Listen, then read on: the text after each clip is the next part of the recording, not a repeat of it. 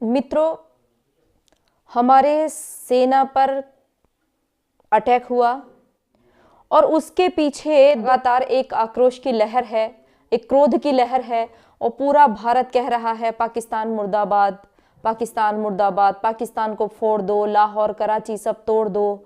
बहुत अच्छी बात है, देश में एक आक्रोश पैदा हुआ। कम से कम देश के लिए जो सेना बलिदान हो रही है उसके प्रति सब लोगों ने अपने श्रद्धा सुमन समर्पित भी किए।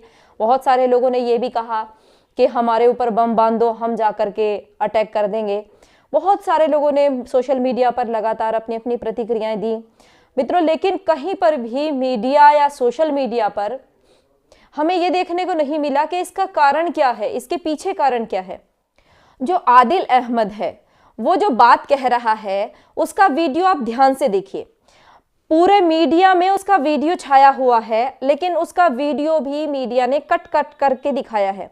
पाकिस्तान तो एक बेस कैंप है, पाकिस्तान तो एक आर्मी कैंप है इस्लाम के लिए। मूलतः इसके पीछे जो है वो खुद उस वीडियो में आदिल अहमद डार ने बताया है कि वो किस लिए कर रहा है। वो साफ कह रहा है कि मैं इस्लाम के लिए कर रहा हूं। और इस्लाम में जो मुशरिक हैं, अर्थात जो मूर्ति पूजक हैं, जो बहुदेवतावादी लोग हैं, उनकी क्या स्थिति है, उनके लिए क्या करना चाहिए, उनके लिए जो करना चाहिए वही उस अहमद डार ने किया है। उसका मैं आपको एक उदाहरण देती हूं। देखिए, कुरान के अंदर स्वयं ये कहा गया है कि मुशरिकों को जहां कहीं पाओ कत्ल करो। यही उसने किया है अहमद आदिल ने।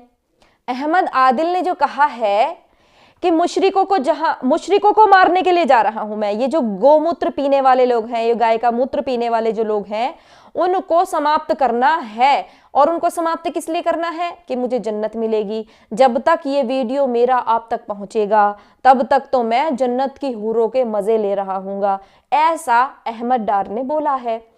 और बोला है कि मुशरिकों को मैं ऐसा मजा चखाऊंगा, पहले भी हमने चखाए हैं, कि उनकी नींद हराम हो जाएगी, उनको नींद नहीं आएगी। उसका वीडियो आप सुन सकते हैं, उसने क्या कहा है। पूरे हिंदुस्तान के नापाक मुशरिकों, गौर से सुनो और खूब जान लो, हम तुम्हारे साथ ऐसे आहनी हाथों से निमटने वाले हैं जिसका सामना करना तुम गाय का पेशाब पीने वालों के बस की बात नहीं। मित्रों, ये आदिल अहमद कोई पहला व्यक्ति नहीं है जिसने इस तरह का कार्य किया हो। इस तरह के कार्य करने की प्रेरणा कहां से मिल रही है ये कोई बता नहीं रहा है। पूरा समाज इस पर मौन है। इसका मूल क्या है? मूल में यदि हम जाएं तो इनके जो मजहबी किताबें हैं, इनकी जो मजहबी शिक्षाएं हैं, उनमें क्या लिखा हुआ है, क्या उनमें भी ऐसा है? क्योंकि ये तो कह रहा है मैं इस्लाम के लिए कार्य कर रहा हूं, मैं तो इस्लाम के लिए कार्य कर रहा हूं। गजवातुल हिंद की ये एक पहली कड़ी है, उसने ऐसा बोला है कि गजवातुल हिंद करना है। अब ये गजवातुल हिंद आया कहां से है? मित्रों, आप अपने ही नेट पर जाकर के गूगल में चेक कीजिएगा गजवातुल हिंद क्या है या गजवाए हिंद क्या है। मोहम्मद ने अपने जीवन में कहा था कि मेरे उम्मा दो समूह हैं जिन्हें अल्लाह उनकी आग से बचाएगा, जो जहन्नम की आग है उससे बचाएगा। और पहला समूह भारत पर हमला करेगा और दूसरा समूह रोम पर हमला करेगा। गजवातुल हिंद का रेफरेंस आप उसमें भी देख सकते हैं, इनकी विकिपीडिया में, कि अल्लाह के दूत ने वादा किया कि हम भारत पर आक्रमण करेंगे। अगर मैं यह देखने के लिए जीवित हूं तो मैं अपने और अपने धन का त्याग कर दूंगा। अगर मुझे मार दिया जाता है तो मैं शहीदों में से एक सबसे बड़ा शहीद हो जाऊंगा, और अगर मैं वापस आता हूं तो मैं आग से मुक्त हो जाऊंगा। यही अहमद आदिल ने किया है। उसने कहा है कि मैं मरूंगा और मैं इतने सारे जवानों को, इतने सारे मुशरिकों को मार करके मरूंगा तो मेरा जन्नत में स्थान पक्का हो जाएगा। और गजवातुल हिंद की ये एक कड़ी होगी। गजवाए हिंद के लिए मैं पहला कदम उठा रहा हूं। फिर गजवाए हिंद के लिए ही कहा जाता है कि यरूशलेम का जो राजा है बैतुल मकदिस योद्धाओं को हिंदुस्तान की ओर आगे बढ़ाएगा। योद्धा हिंद की भूमि को नष्ट कर देंगे, इसके खजाने को जब्त कर लेंगे। राजा यरूशलेम के सजावट के लिए उन खजानों का उपयोग करेगा। ये सब गजवाए हिंद के कॉन्सेप्ट में आता है। आदिल अहमद ने कहा है कि मैं मुशरिकों को ऐसी सजा देना चाहता हूं, उन्होंने जो हमारे कश्मीर के मुसलमानों को परेशान किया हुआ है, उन्होंने जो हमारे हिंदुस्तान के मुसलमानों को परेशान किया हुआ है, मैं उनको सबक सिखाना चाहता हूं। जो ये मुसलमानों के ऊपर जुल्म ढा रहे हैं मुशरिक अर्थात हिंदू, जो ये हिंदू मुसलमानों के ऊपर जुल्म ढा रहे हैं, इनको मैं सबक सिखाना चाहता हूं, और ऐसा सबक सिखाना चाहता हूं जो इनकी नींदें कभी हमेशा के लिए हराम कर देगा। अब उसके लिए कुरान में क्या कहा गया, देखिए ये कुरान है और ये मौलाना सैयद अबुल आला मौदूदी की कुरान है। उन्होंने इसको हिंदी में अनुवादित किया है, और ये मौदूदी साहब वही हैं जिन्होंने जमात इस्लामी चलाया था, जो कि आज पूरे एशिया के ऊपर कब्जा किए हुए है, उनकी जमात चल रही है। इसकी सूरा नंबर 9 है, आयत संख्या 5 है। मैं इसको आपको पढ़ करके सुना देती हूँ, सीधे आप कहीं पर भी जाकर के इस रेफरेंस को चेक कर सकते हैं कि मुशरिकों के लिए कुरान में क्या कहा गया है। मुशरिकों के लिए कुरान में कहा गया कि अतः जब हराम के महीने बीत जाएं तो मुशरिकों बहुदेववादियों को कत्ल करो, जहां पाओ और उन्हें पकड़ो और घेरो, हर घात पे उनकी खबर लेने के लिए बैठो, फिर अगर वे तौबा कर ले, नमाज कायम करें, जकात दें तो उन्हें छोड़ दो।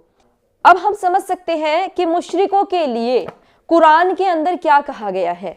कुरान में ऐसे बहुत सारे कंसेप्ट हैं, ये तो एक छोटा सा उदाहरण है। ऐसी लगभग सैकड़ों आयतें हैं जिनमें केवल यही कहा गया है कि जो अल्लाह, कुरान और उनके जिब्राइल, मिकाइल फरिश्तों पर विश्वास नहीं लाते हैं, उनको समाप्त कर दिया जाए, उनको किसी भी तरह से समाप्त कर दिया जाए। अब चूंकि ये जो देश है हमारा भारत देश है, ये दारुल हरब देश है, इसमें अभी इस्लामिक सत्ता कायम नहीं है, इसीलिए हर मुसलमान अपने दायित्व को निभाता है और भारत को दारुल इस्लाम बनाने की कड़ी में वो हर तरह से कार्य करता है। वो चाहे एक रिक्शा चलाने वाला व्यक्ति हो, वो चाहे एक दुकान चलाने वाला व्यक्ति हो, वो मदरसा चलाने वाला व्यक्ति हो, वो चाहे मस्जिद में बैठा इमाम हो सकता है इनको भी ना पता हो कि ये क्या कर रहे हैं। हो सकता है कि एक साधारण मुसलमान को ना पता हो कि इनसे क्या करवाया जा रहा है, लेकिन जो इनका मूल है कुरान, उसमें तो भाई यही लिखा हुआ है। गजवाए हिंद का भी कंसेप्ट यही है। इसी के कारण आज हमला हुआ है, 1400 साल से हमला हो रहा है। आज हुआ है, कल होगा, परसों होगा, ये कोई नई बात नहीं है। ये हो सकता है हमारे जीवन काल में ये पहली घटना हो, लेकिन इतिहास क्रम में ये नई घटना नहीं है। इसीलिए इस मूल कंसेप्ट को पहचानिए। आप ठीक है पाकिस्तान को गाली दीजिए, पाकिस्तान को उड़ाने की बात कीजिए, लेकिन इसके मूल में पाकिस्तान का कितना रोल है और इस्लाम का कितना रोल है, इसको थोड़ा अलग अलग देखिए। क्योंकि इस्लाम के लिए पाकिस्तान एक टूल है, एक सीढ़ी है। इस्लाम के लिए जैश ए मोहम्मद एक सीढ़ी है, इस्लाम के लिए कश्मीरी मुसलमान एक सीढ़ी है, इस्लाम के लिए पूरे भारत के मुसलमान एक टूल है। उस टूल का उपयोग करना है इस्लाम को। इस्लाम जो विचारधारा है, इसके पीछे मूल है। आप सब लोग अपना आक्रोश जहां निकालना है वहां निकालिए, ना कि आप अपने आक्रोश को व्यर्थ जाने दीजिए। यदि आप अपने आक्रोश को सही जगह व्यक्त करना चाहते हैं तो इस वीडियो को प्रत्येक जनमानस पर तक पहुंचाइए, उस मुशरिक तक पहुंचाइए जो मूर्ति पूजा में विश्वास रखता है या फिर जो बहुदेववाद में विश्वास रखता है, उस तक ये अवश्य पहुंचाइए। क्योंकि मारने वाले का टारगेट केवल सेना नहीं है, सारा मुशरिक समाज है, सारा मूर्ति पूजक समाज है, सारा हिंदू समाज है। उस तक ये आवाज जरूर पहुंचाइए। बहुत बहुत धन्यवाद।